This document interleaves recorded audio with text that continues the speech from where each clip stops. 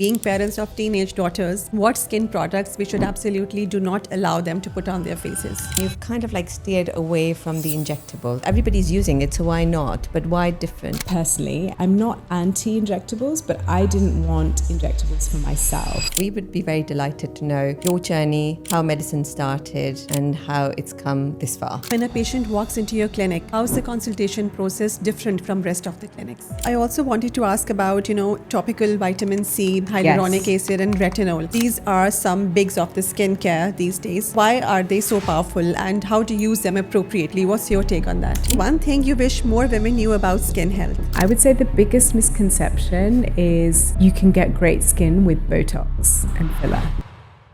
Hi everyone, this is Mariam. Welcome back to another episode of The Real Journeys. We are here with another guest today and she's here to share her amazing journey and knowledge with all of us. Very excited for today's episode.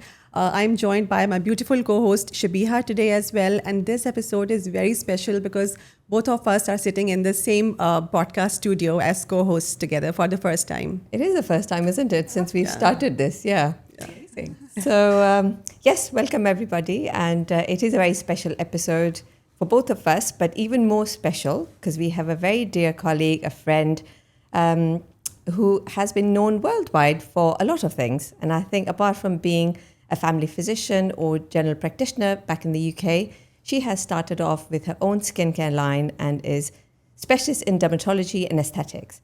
And I have a very much pleasure to introduce Dr. Rabia Malik.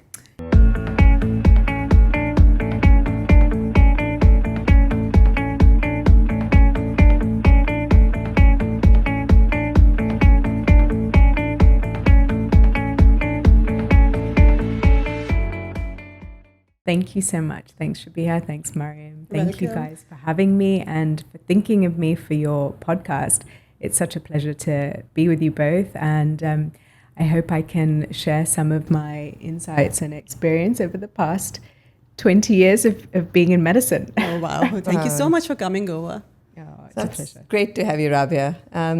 We have known each other for a bit now, I think being in Dubai. Yes. But I think yes. being in London or in UK, we haven't crossed paths, but No. it's interesting to kind of like go through your journey, which I kind of know, but I'd be Yes. very delighted, we would be very delighted to know your journey, how medicine started and how it's come this far. Sure. So I am the daughter of two doctors. So I think I knew I wanted to be a doctor myself from a very young age. And I think that it's something I just grew up with. I remember, going on house visits with my mother. She's also a GP when I was very young. And I remember going to visit my dad in his hospital when I was really little. So I think, being around medicine and doctors was just normal. And I thought it was sort of inevitable that I would end up doing that. And I was always fascinated. We had so many medical journals around the house. And, my friends would come over and think, oh, these pictures are so gruesome. And you have so many of these journals just lying around. I thought it was, totally fine. They didn't bother me. I enjoyed looking at all that. And I feel like it was just, I just grew up with it. And I thought, being a family doctor, which I saw my mum doing, was what I wanted to do. So what I remember very clearly when I was very young was, going on house visits with my mum, who is a GP in Sydney, and, obviously being fed cookies and cake by all her patients, but also just being in the background and hearing people's stories, which I think, for me was really fascinating. And I think, I think of medicine and my role as a doctor about being about science, but also about being very much about people. So I think medicine is one of those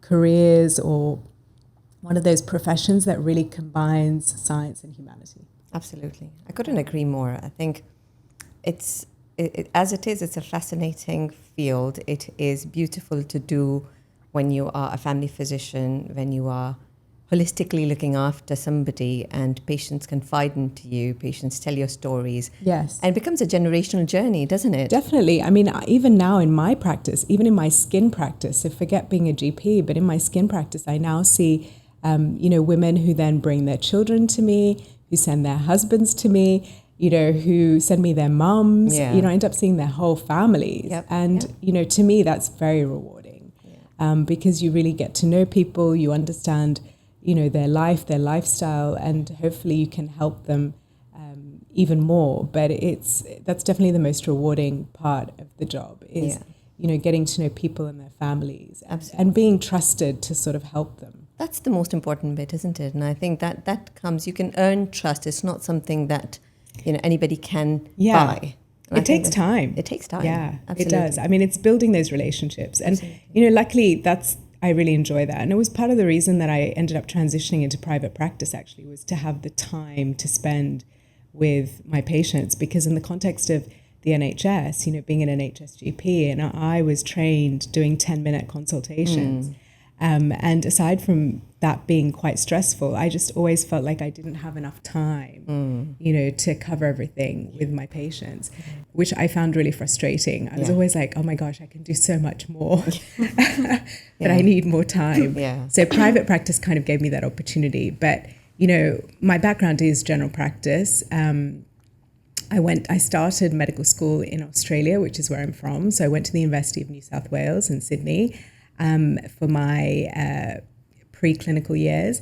And then I transferred to King's College London for my clinical years. And I qualified, finished my MBBS there. And then I went to Guy's, King's and St. Thomas's for my internship years. So I did my training in sort of central London hospitals. I then did general practice training on the St. Mary's vocational training scheme. Right. So also central London, and moved through a number of different rotations.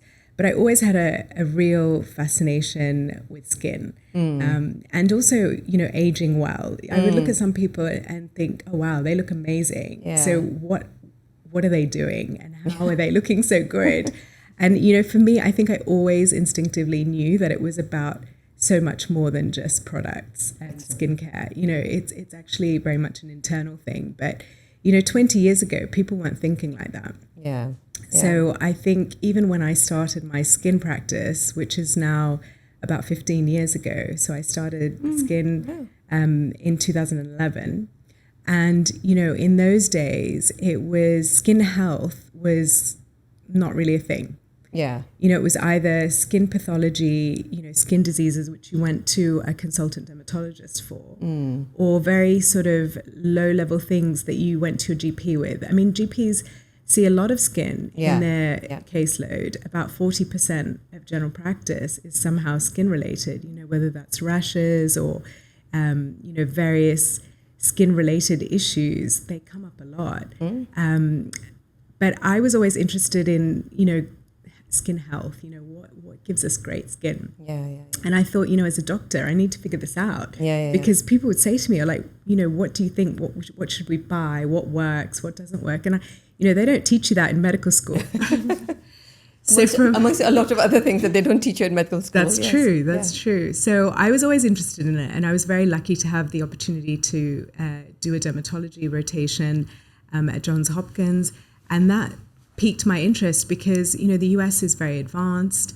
They were doing things and working with lasers that we did not yet have in the UK. So it definitely sort of got me thinking about things sort of in a different way. And I thought, I think there is a demand for this type of practice in London. And I thought, yes, I think me and my friends would like this. So I just started doing it myself, and really just created a very small little practice, started with one session a week on Wimpole Street.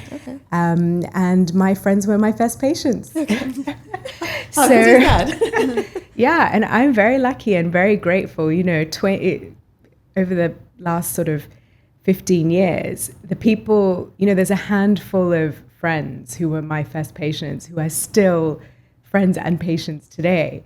And I'm very grateful for their support. You know, I think you need that. You need that sort of encouragement, especially, you know, for me, I was doing something very new and very niche, and a lot of people didn't understand it. Yeah.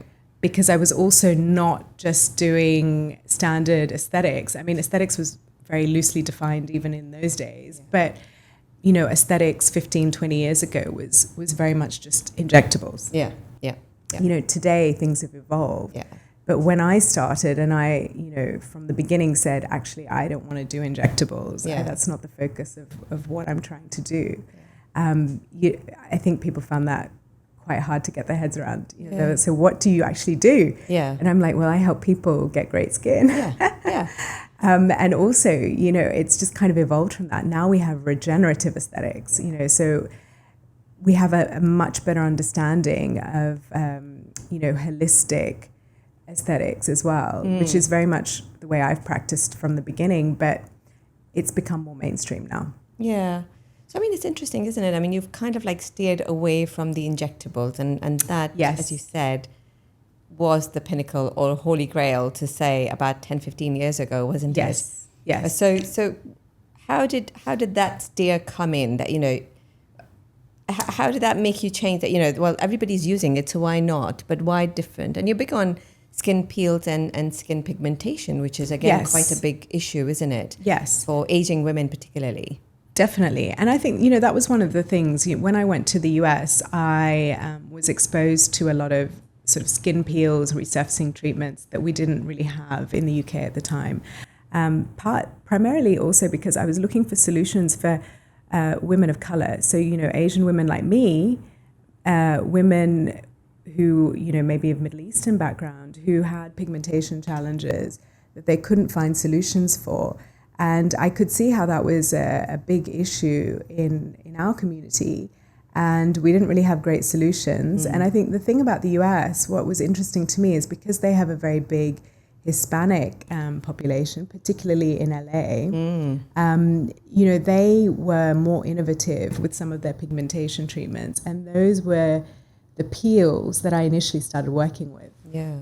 So that was very interesting to me. And I felt at that time, there weren't that many people who understood Asian or Middle Eastern skin in London. Yeah. You know, everyone just gave you the same standard sort of prescription plan. Yeah. And, you know, there are differences in how our skin responds to, you know, various treatments and also various products.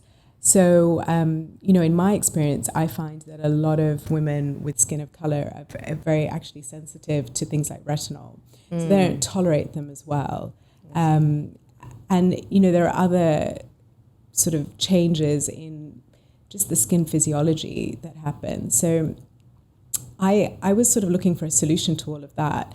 And I thought my conclusion at that time was that I'm not anti-injectables, but I didn't want injectables for myself personally. And I started my practice when I was 30. So I am 46 now. So at that time, you know, I thought, I don't need this, but I want great skin and I want to prevent and maintain my skin. And that's what my friends wanted as well. Yeah. So I was sort of looking at the whole industry and, you know, treatments and what was out there in a different way. And I thought, you know, for me, great skin is actually not so much just about the injectables, but it's about good tone and texture. Yep. So even skin tone, smooth texture. Yeah. And that became the focus of my practice. And along the way, you know, I have realized that actually it's also about protecting and maintaining your collagen levels. Yeah. Because that's a big part of how your face changes and ages. And obviously aging is inevitable, and, you know, we are very lucky to be getting older every year because, you know, the alternative is to not be here. Yeah. So I think we're very blessed to have that challenge, but everyone wants to age well. Yeah, absolutely. So, yeah. Yeah. So we would like to know, what does holistic aesthetic skin doctor actually mean in everyday clinical practice? How does it affect your consultations, your treatment plans? Basically, when a patient walks into your clinic, how is the consultation process different from rest of the clinics? Yeah, that's really interesting because when I started, what I was doing was very different to sort of conventional, GP consultations or even skin consultations. Because when I talk about holistic aesthetics, I'm really talking about looking at the person as a whole and looking at their environment and their lifestyle. Okay. So I will go through and talk to people very specifically about their diet, their daily routine, their environment. Are they indoors? Are they outdoors? Do they exercise? What is their sleep like? What sort of stress do they have in their lives? What are they eating? So I'll go through and ask people to tell me everything they eat in a day. And, sometimes, and I remember initially people would be like, hold on, what does that have to do with my skin? Yeah. And I would always say to them, well, look, this helps me to see, first of all, like your daily routine, like what's going on, but also any nutritional gaps you might have, any issues that could be causing problems for your skin. Because even 15 years ago, I was very aware of the connection between skin and your gut. Yeah, and you emphasize a lot on this. Yes. Because remember last time we met, you were discussing casually something about skin, and the first question you asked me was, Mariam, how's your gut health?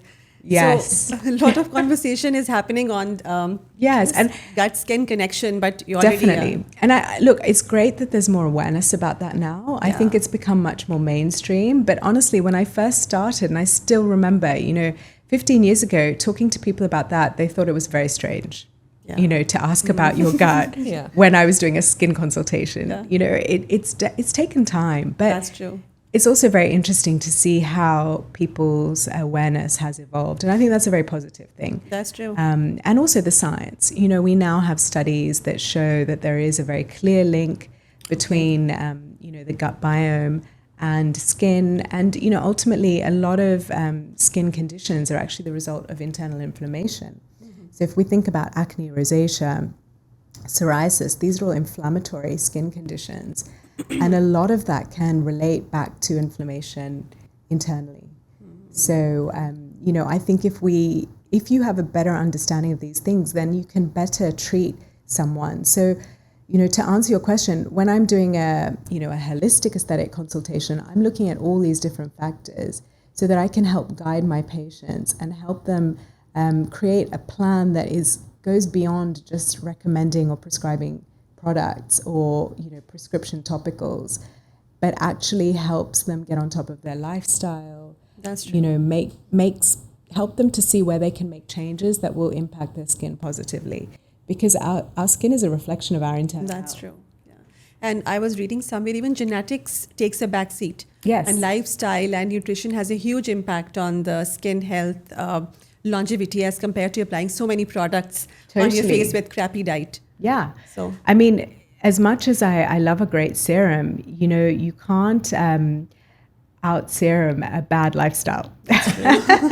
So, you still need to focus on getting the internal health right if you want real, long-term good results and great skin. I need to take notes on sleep, I think. I've already taken your notes on gut. Yeah. So whenever I'm eating something, that thing is in my mind. Well, So, sleep, look, even for me, I mean, as medics, we've all burnt the candle at sort of both ends. Exactly. And I think you get away with it to a certain extent when you're young.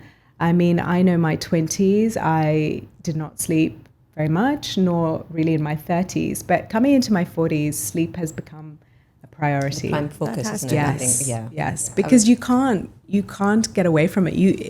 It catches up with you. It does, and it affects you in a big way. I think sleep hygiene, the importance of this, the sooner we realize, the better it is. Absolutely. But as you rightly said, 20s and 30s, you're on a different planet. Yes. So much going on, so much to do, so much to catch up with. Yeah, life is busy. It is. And especially, for those of us who are training, who maybe have young families, we have a lot going on. And, I wouldn't change anything. I think it was amazing, and I'm happy I was able to, do all of that. But I also know for myself that I can no longer function at that pace. and I can't, be as sleep deprived. I can't function in the same way that I used to. Same. I think I echo that completely. But, it's interesting that, and I think there are a couple of points that I've learned through all of this that, being in 40s definitely changes your spectrum. And I think the navigation curve definitely changes. And, we're all growing graceful. That's why I tell patients that, we're all growing older, yes, but all growing graceful by the day. And we want to look good. Yes. And we want to look after ourselves, not just for ourselves, just to be in a better state of mind. Positivity sort of emits from us. And I think that's what... And it's also self-confidence. Absolutely. I would never say to somebody that they shouldn't be doing a treatment if it makes them feel good. Yeah. I mean, of course, I can advise them about the risks, potential complications, alternatives. But if somebody, really wants to do something because it is going to positively, impact their self-confidence, then I think that's great. A big bonus, up to them. Isn't it? Absolutely. That's important. Yeah. So I think it's just with so two age groups in a way. So you, I'm sure, see the whole age spectrum. So I think something for what could be the different kind of aging or looking after skin for somebody in their 20s, say in their 25, 26. Yeah. Because that's kind of like the prime age for, you've done your graduation, you're now in the working, and that's probably the most turbulent time, I think. Yeah, that, you for want a lot of to, people, that, you want to get your grips on the career, you're in the phase where you're probably getting married or having young family or children. Yes. But at the same time, you want to look after yourself as well. Yeah. And then different to somebody who's in their mid-40s. Yeah. So just take us through for somebody who's in their mid-20s, what it's a must-do for them compared to the 40s. So I think our 20s, and particularly your mid-20s, are a great time to establish a foundation and a good routine, both with skincare, but also your lifestyle. Yeah. This is the time to get into good habits. So, as I even say to my daughters, and, my eldest is 20 now, so she's still, not quite in her mid-20s, but, getting older. I always say to, my kids, my nieces, my nephews, it's about good habits. Yeah. So, this is the time to prioritize exercise. It's the time to get into good sleep routine. It's the time to focus on, what you're eating, nutrition, making healthy choices. Because if you start when you're younger, it's easier to maintain. Oh, yeah. And I think from a skin and general aging perspective, your mid-20s are the time to prevent. Yes. So you want to prevent signs of skin aging. And the best way to do that is to keep your face out of the sun and to start wearing sunscreen. So in my opinion, your 20s, if you do nothing else, just start wearing sunscreen. And, I love the sun. I grew up in Australia. I am a big, sun person, but I do not put my face in the sun. I wear a hat, I wear sunscreen, because I know that, prevention is so much easier than correction. And if you sort of get sun damage on your face, which starts in our teens, 20s, and it's cumulative. So you might not see the impact of that straight away, but you will see it in your 40s and 50s. So if you want to prevent that, then mid-20s is the time to sort of take that seriously. Yeah. And sunscreen, I mean, we all know the benefits of that, but I think people who are still lagging behind, or I've seen, these young girls coming to the pharmacy or to kind of like the beauty shops and looking at like a variety of sunscreens with different SPF marks on it. Yes. So 25, 30, 40, 50, So take us through, I mean, what is the real number that one should go by? And of course the climate changes, isn't it? What we might be using in Australia compared to UK compared to being in Dubai is different, isn't it? Yes, I agree. I think in general, though, you want to be using SPF 30 as a minimum. Now, SPF 30 will protect you against 97% of UVB rays. SPF 50 protects you against 98% of UVB. So there is not much difference. So people need to understand that, double the SPF doesn't mean double the protection. But SPF 30 is a minimum. Yeah. So I would say, if you're looking for an SPF, then 30 is your absolute minimum. In the UK, because that difference is not very much, Yeah. the guidelines actually don't allow you to put higher than SPF 50 on the labeling. So the UK has quite Please strict make note of this. guidelines. Minimum SPF 30 is your go-to. Yes, Excellent. I would say 30 is a minimum. And then it's not actually about the SPF, it's about how much you're applying. Because the thing I see is that people under-apply. They just do not apply the right amount to actually get that level of protection. Okay. So that's the one thing. So SPF 30 as a minimum, make sure you're applying the right amount, which is 2 fingertips. So two sort of lengths of your fingers for the face and neck. Right. And then reapply every 2 hours if you're outside.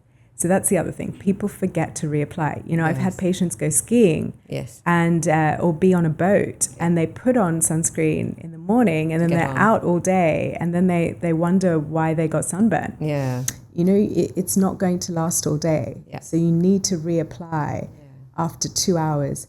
And the other thing I would say is when you're looking for that SPF number or you're looking at labels, also make sure you're looking for UVA protection.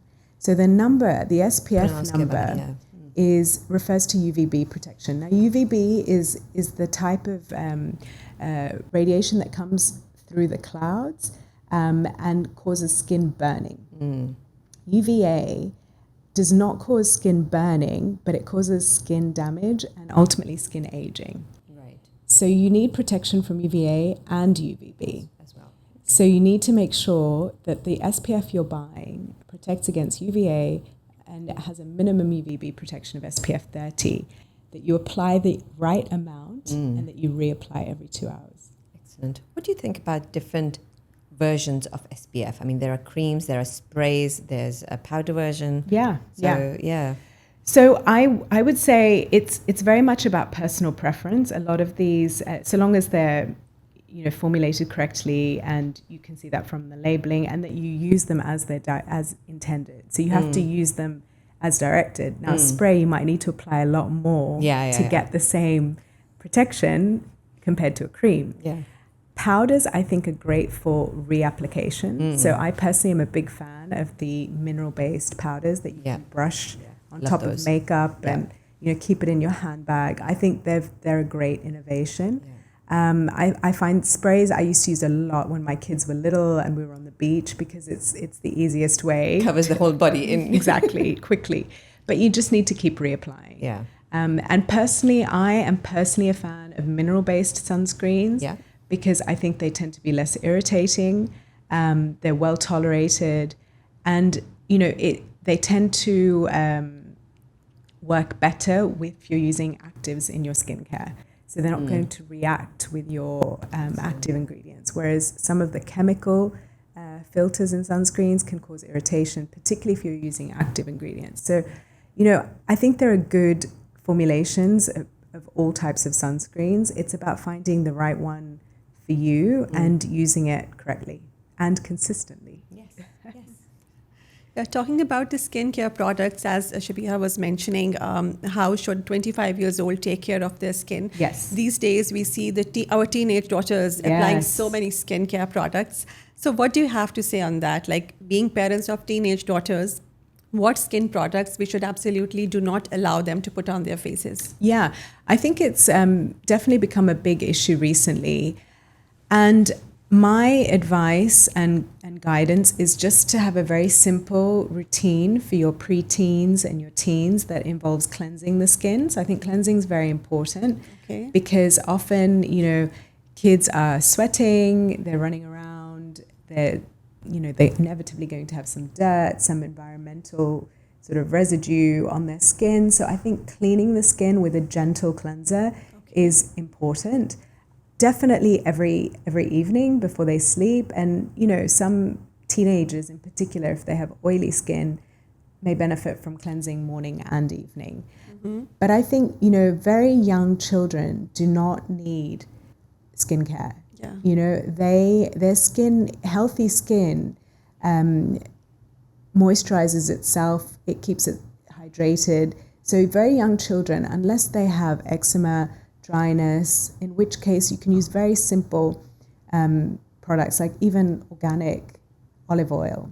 Okay. You know, I think that for children is very effective. Okay. You don't need to go and buy products. All these skincare Yeah, products. I mean, I even like shea butter. When my kids were very little, my son had eczema. I just used pure olive oil. Yeah. I also have used, you know, shea butter, organic shea butter, just Yeah. pure, very simple ingredients. And of course, you know, in Pakistan we have apricot oil, Yeah. which is also very effective. If you can just get pure apricot oil, that's great for dry skin as well. So Okay. I would keep it very simple for young children. You know, less is more. You That's do true, not that's need true. to be doing, you know, The extra commercial skincare, skincare yeah. for So my children. little one, Definitely who's not. only 6.5 years old, and she just outgrew asthmas and eczemas. Now even she wants a skincare vanity. So she's like, "Where's my vanity with all the skincare?" So I just told her, "You don't need any skincare." Yeah. So we are all curious to know. Yeah.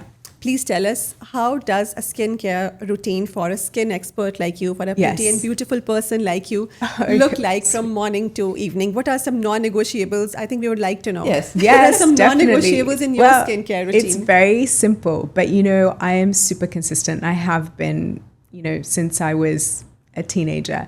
So I cleanse twice a day. So every Okay. morning I will cleanse with a gentle cleanser. I have my own now, but you know, back in the day, I just used a pharmacy brand, simple, gentle cleanser, face wash. So with water, wash that off, and then I apply a serum. So right now I use my own, so the collagen stimulating serum from Dr. Skin Collagen, which is my brand, so I'm biased. Yeah. But that really, I made that as an all-in-one product for my patients, and it's what I use myself. My husband uses it. Everyone in my family That's uses great, it. yeah. And then in the morning, I tend to be able to go straight to sunscreen. So my skin isn't super dry. Depends where I am. In London, sometimes I need to put moisturizer on top of serum, and then I apply sunscreen. In Dubai, I find that I can apply serum and then go straight to sunscreen. So that's usually my morning routine. And then my nighttime routine is, you know, where I spend a little bit more time and I rotate active ingredients in and out of it. But the basis of my nighttime routine is, again, cleansing. Okay. If I've been wearing any makeup, I double cleanse. I then apply serum. And depending on, you know, if I'm testing product or if I want to give my skin a boost, I might rotate certain active ingredients. So I sometimes use, you know, growth factors, or I use even more concentrated peptides. My serum has peptides, but sometimes I use something even more concentrated. And I will use prescription strength tretinoin once a week at night. Okay. And then moisturizer on top. Okay, that's great. So I also wanted to ask about, you know, topical vitamin C, hyaluronic acid, and retinol. Yes. These are some bigs of the skincare these days. That's right. Why are they so powerful, and how to use them appropriately? What's your take on that? Yeah, I think these are all active ingredients that we know have benefit for the skin. So if you think about hyaluronic acid, it's really about hydration. So, you know, hyaluronic acid holds on to 1,000 times its weight in water. So if you have a product with hyaluronic acid, then you're going to maintain hydration of the skin. And that's really important because that's actually what makes your skin reflect the light and glow. Okay. So hydration is key if you want that glowing sort of look. So that's really your hyaluronic acid. And that's a base in a lot of serums, including my own. So we use hyaluronic acid and then we put other actives into it.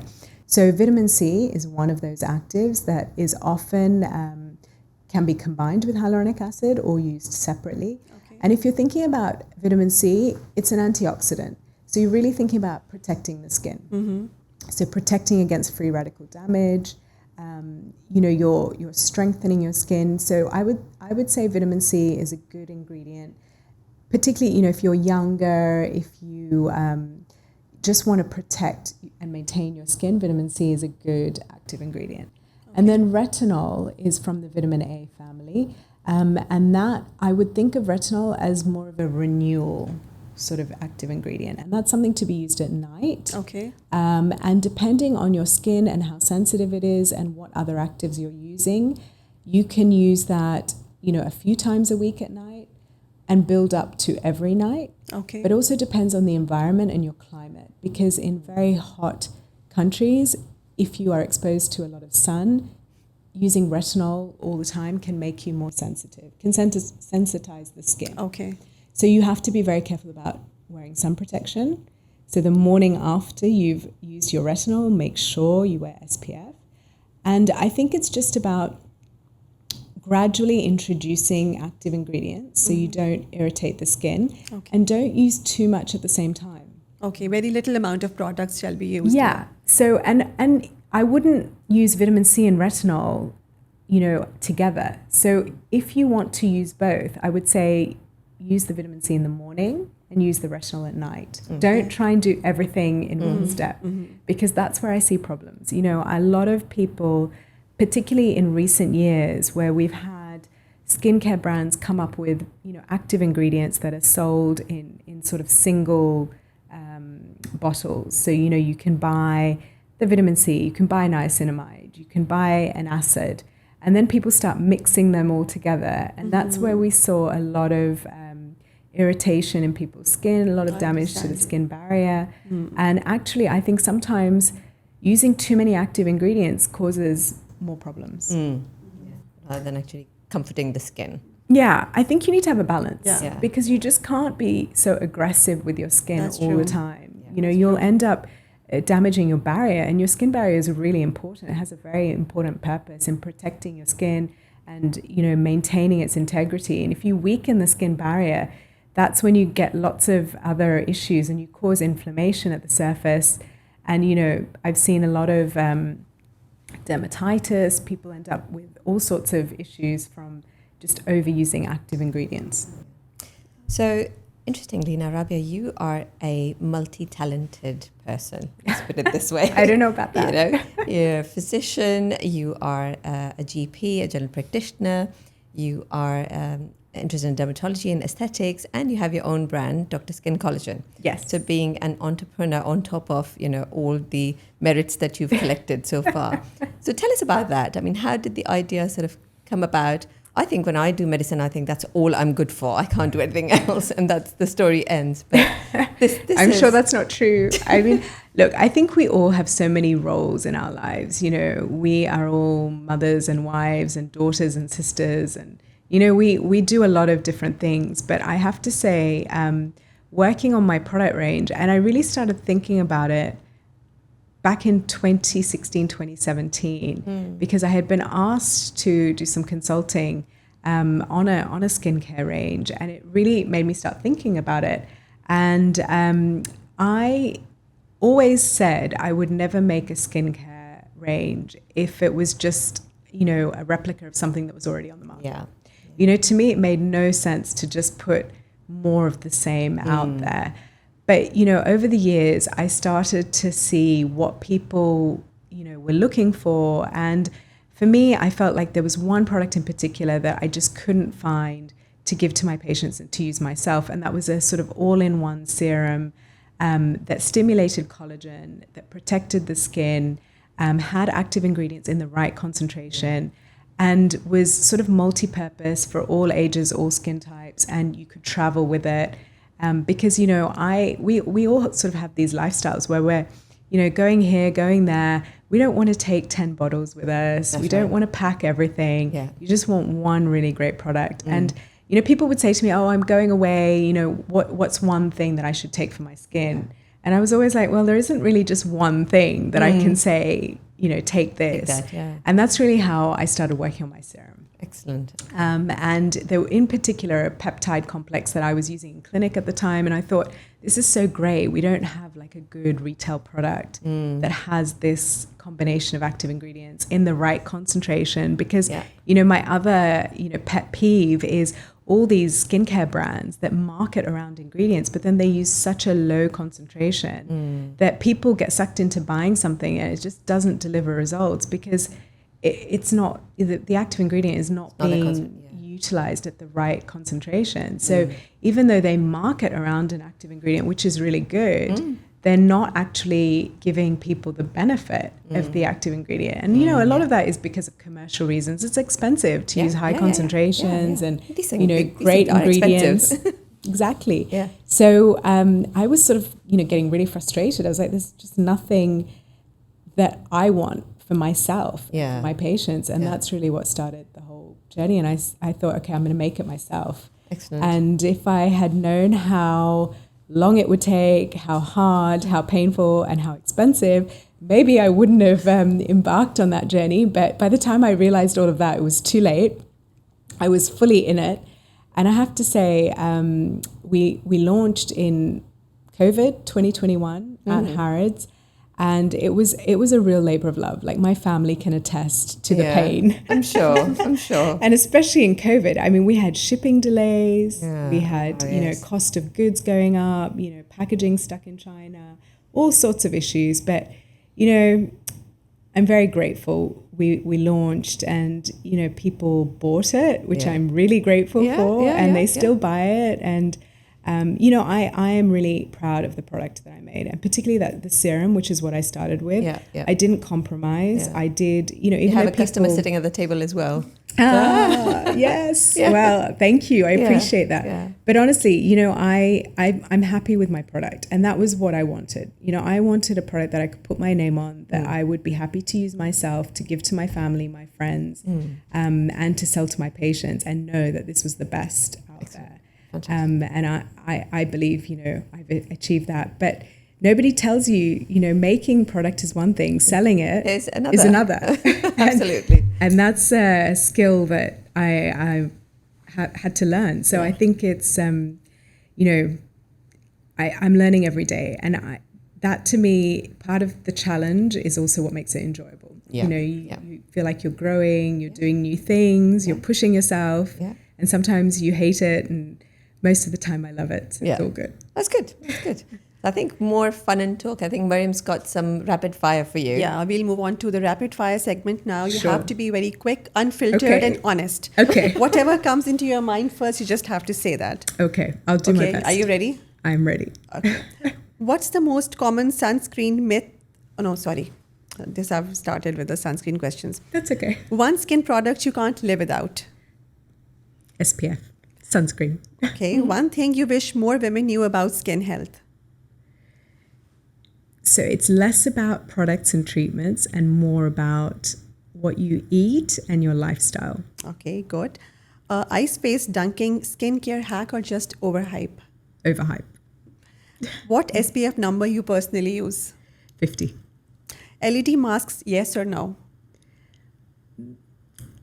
No.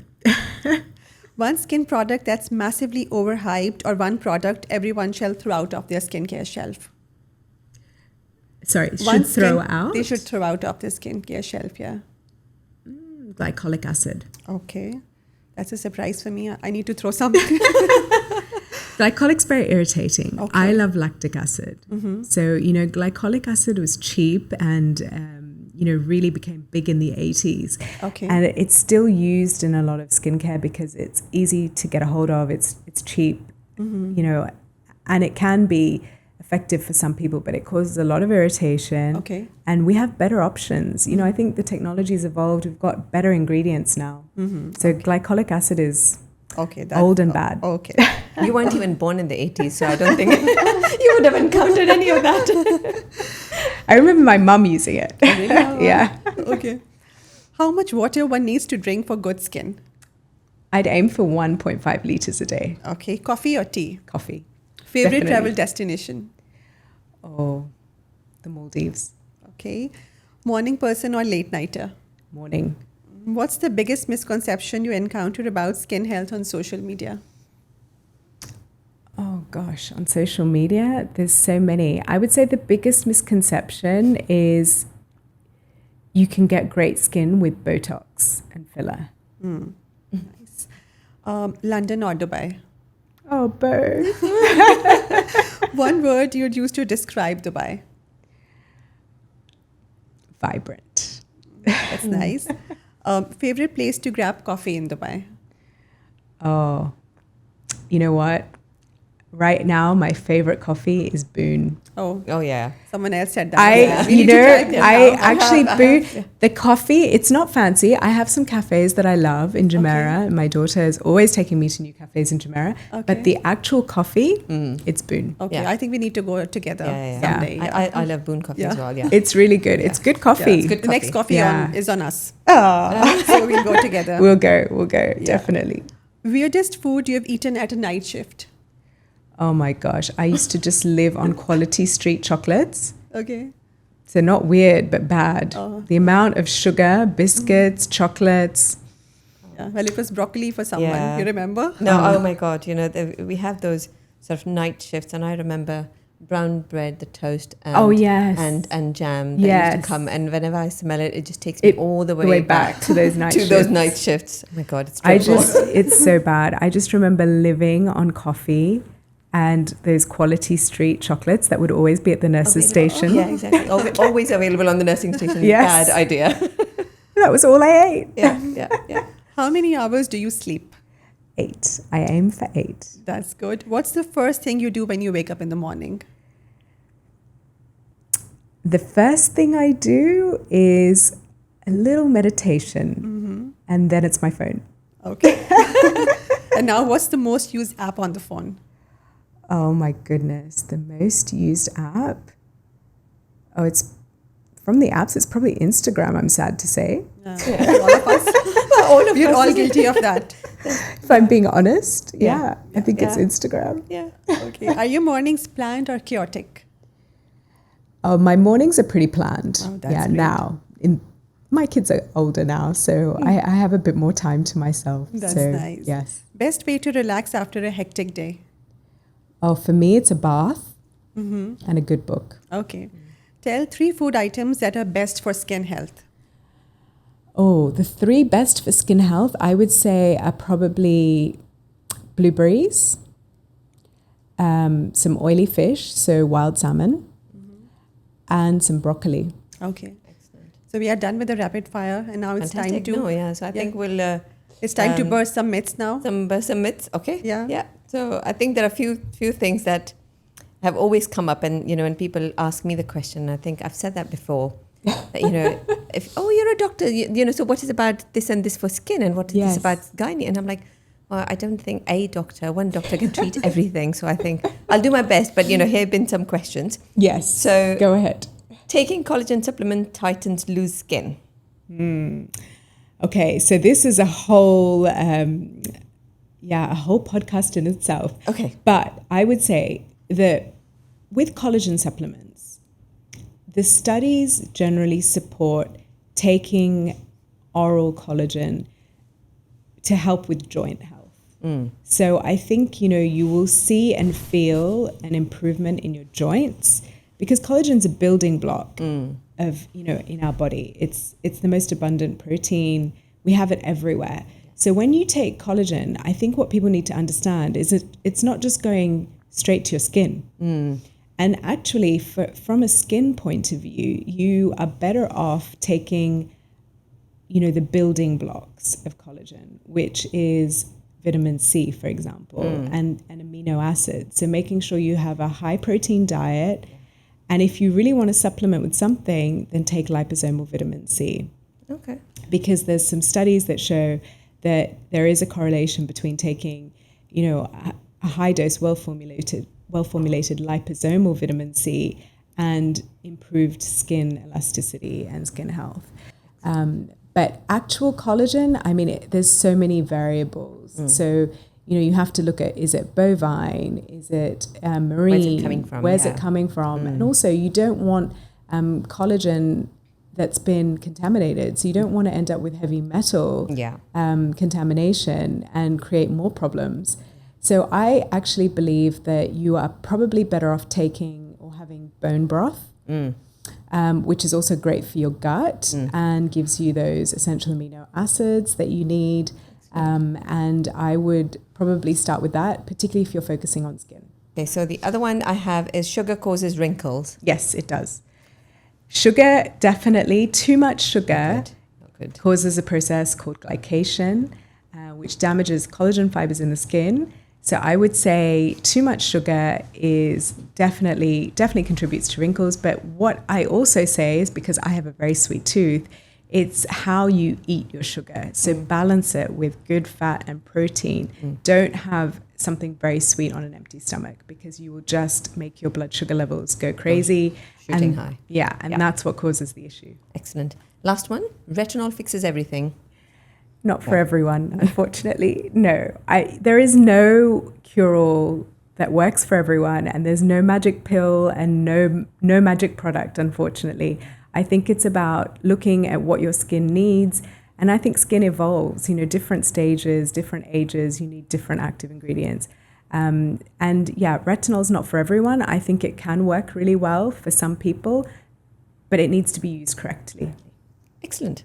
Well, this has been very fun and very valuable. Thank you so much, Rabia, for your time. It's a pleasure. Thank you, Mariam, for organizing this. Thank you so much. both. Thank you so much for coming over. It was a fascinating conversation, and thank you so much for your time Oh, it's and my sharing pleasure. the insights and knowledge Well, with us. thanks for having me. It's been fun. Always welcome. Always welcome. Thank you so much.